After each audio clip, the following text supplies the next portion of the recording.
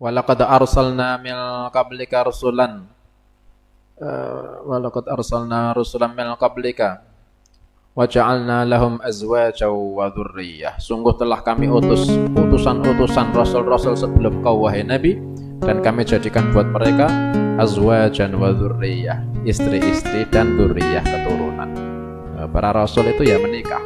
Makanya ketika seorang muslim menikah, itu dia menuruti atau mengikuti sunnahnya para nabi. Wa syiarul auliya, nikah itu syiarnya para aulia. Makanya orang mukmin kok nikah berarti dia itu bolone para nabi, para rasul, para wali. Itu nikah seorang mukmin. Ketika orang menikah, di sini ada diterangkan banyak fadilah-fadilahnya. Ada satu hadis diterangkan dari Anas bin Malik radhiyallahu anhu, ada beberapa sahabat itu menanyakan ibadahnya Nabi sallallahu alaihi wasallam. Tanya kepada istrinya Nabi. Jadi para sahabat ini mau tanya Nabi langsung nggak berani. Akhirnya tanya sama istrinya Nabi. Yang ditanyakan bagaimana sih Nabi Muhammad sallallahu alaihi wasallam kalau ibadah. Soalnya yang paling tahu kan istrinya. Ini yang tahu hanya istri-istrinya. Para sahabat kalau taunya ya cuma ketika masjid, sudah. Tapi di dalam rumah seperti apa ibadah itu? Akhirnya diterangkan sama istrinya, kalau Nabi kalau malam itu ya salat, tapi juga tidur. Kalau siang bagaimana? Kalau siang puasa, tapi ya kadang nggak puasa. Bagaimana kalau malam hari? Ya kalau malam hari kadang ya menggauli sebagian istrinya, kadang juga beliau setelah itu salat, atau kadang setelah itu tidur. Akhirnya sahabat-sahabat ini kemudian banding ke Nabi sallallahu alaihi wasallam dengan dirinya sendiri. Kalau Nabi sudah pasti diampuni.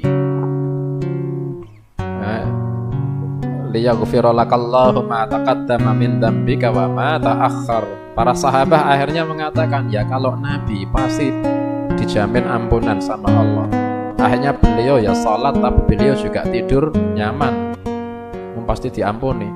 Beliau puasa itu ibadah, kadang nggak puasa memper, sudah dijamin diampuni. Beliau kadang sholat atau zikir kalau malam, tapi kadang menggauli istrinya memper, soalnya ya sudah dijamin ampunan. Tapi kalau kita belum dijamin ampunan, kata para sahabat. Hanya satu sahabat ini mengatakan, saya nggak akan tidur malam, tapi sholat dong. Yang satu mengatakan, saya puasa siang setiap hari, nggak akan makan siang, puasa terus. Yang satunya lagi mengatakan, kalau saya nggak akan nikah, saya akan sendirian sampai mati. Soalnya kalau tidur kemudian makan nggak puasa atau menggauli istri, itu menurut para sahabat bisa mengurangi ibadah, bisa ganggu ibadah. Akhirnya belum dapat jaminan ampunan, malah ngurang-ngurangi ibadah. Akhirnya Nabi Shallallahu Alaihi Wasallam dengar ini, sahabat ada yang nggak makan, ada yang nggak mau tidur, ada yang nggak mau nikah.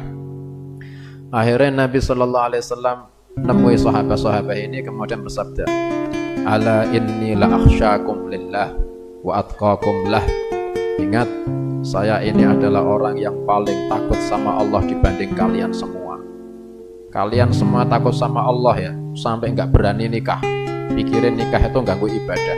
Kalian saking takutnya sampai nggak berani tidur malam, sholat tok, saking takutnya. Kalian saking takutnya itu nggak berani makan siang, puasa terus. Saya lebih takut sama Allah daripada kalian, kata Nabi. Dan saya itu lebih takwa sama Allah ketimbang kalian. Walakinni aqumu wa arqud. Tapi saya kalau malam ya sholat malam, ya tidur malam. Wa asumu wa uftir. Saya kadang puasa, kadang kala saya tidak puasa. Wa atazawwajun nisa. Dan saya juga menikahi perempuan. Faman raghiba an sunnati falaisa minni. Siapa orang yang gak suka hal-hal itu tadi, terutama nikah, falaisa minni, bukan termasuk golonganku. Akhirnya sahabat-sahabat itu akhirnya ya tidur ya sholat, ada yang puasa, ada yang nggak puasa, akhirnya ada yang nikah. Itu fadilah-fadilah ketika orang mukmin menikah, itu mengikuti sunnah Nabi Sallallahu Alaihi Wasallam. Ada juga di dalam kitab ini disebutkan Rasulullah Sallallahu Alaihi Wasallam bersabda, hujju tastaghnu, hajilah kalian maka kalian kaya. Biasanya kalau orang haji yang dihitung nominalnya ya kurang. Justru kata Nabi, hujju tastaghnu, hajilah niscaya kalian akan kaya. Wasafiru tasihhu, musafirlah kalian nanti kalian sehat. Maksudnya mahai musafiro. Watanakahu taktsuru, nikahlah kalian nanti kalian jumlahnya tambah banyak, yakni punya anak. Fa inni mubahin bikumul umam, karena saya membanggakan diri dengan jumlah kalian wahai umatku pada hari kiamat. Fadilahnya nikah yaitu bisa memperbanyak kaum muslimin muslimat, biar tambah banyak jumlahnya, biar umatnya Nabi Muhammad Sallallahu Alaihi Wasallam tambah banyak. Siapa tahu di antara anak kita itu ada yang saleh atau alim atau wali atau faqih, ngangkat derajat kita. Siapa yang tahu? Saya kan nggak kiai, nggak semua kiai itu bin kiai. Imam Syafi'i Muhammad bin Idris Asy-Syafi'i, Idris itu dulu nggak pernah nyangka punya nanti akan dikasih anak sekali berimamun Asy-Syafi'i. Siapa yang nyangka? Imam Muhammad Al-Ghazali, Imam Ghazali itu ayahnya itu nggak pernah nyangka punya anak soleh kayak Imam Ghazali. Kita siapa yang nyangka? Mudah-mudahan ya. Itu tahsilul waladis saleh, menghasilkan anak saleh, satu tok jalannya yaitu nikah. Selainnya nikah yang nggak dilegalkan. Itu fadilahnya nikah. Bahkan banyak di antara kita kadang mikir nikah itu nunggu kalau punya modal, kerjaannya mapan. Padahal ketika di dalam Quran disebutkan sama Allah, wa ankihul ayyama minkum was-salihina min ibadikum wa imaikum yakunu fuqara yughnihimullahu min fadlih. Wa ankihul ayyama, nikahkanlah orang-orang yang belum punya pasangan. Wa ankihul ayyama minkum, dari kalangan kalian wahai kaum mukminin. Was-salihina min ibadikum wa imaikum, dan orang-orang yang iman dari kalangan budak-budak kalian. Iyakunu fuqara, andaikan mereka orang-orang yang sudah merdeka, enggak budak, yang belum menikah, kok mau nikah? Ketika nikah kok fakir? Iyakunu fuqara, andaikan ketika itu kok dia masih fakir, kemudian tetap mau nikah karena menjaga perintahnya Allah, karena meniru sunnah Nabi Sallallahu Alaihi Wasallam, karena niat kepingin hasil anak yang saleh, terus dia nikah, yughnihimullahu min fadlih, pasti Allah kayakan dia dari anugerahnya Gusti Allah. Makanya kalimatnya itu bukan nikah setelah kaya, itu bukan, tapi nikahlah biar kaya. Nikahlah biar kaya. Itu ini dalil buat yang belum nikah loh ya. Wan kihul ayama, orang yang belum menikah itu bisa dibuat kaya.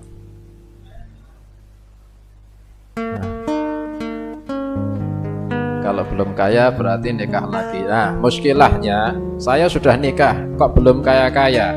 Bukan ayatnya Gusti Allah yang keliru, pasti orangnya ini yang keliru. Nah, bukan kok nikah lagi, bukan. Nanti karena ayat ini kalamullah pasti benar. Katanya kalau kita fakir kemudian kita tetap nikah karena perintah Allah, pasti Allah buat kita kaya. Kemudian ada orang, saya kok nggak sampai sekarang belum kaya-kaya. Jangan nyalahkan ayat Allah, keliru, jangan. Pasti orangnya yang belum memenuhi hak-haknya nikah, melakukan kewajiban-kewajibannya nikah. Andaikan dia melaksanakan kewajibannya nikah, Gusti Allah itu pasti bimbing dia, dicukupkan rezekinya. Banyak, salah satu diantaranya adalah rizki, jalbur rizki bin nikah, bisa menarik rizki.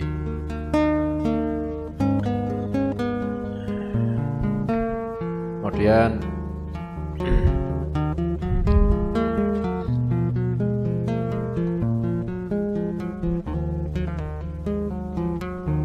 ketika orang menikah, dia bisa hasil walad yang saleh.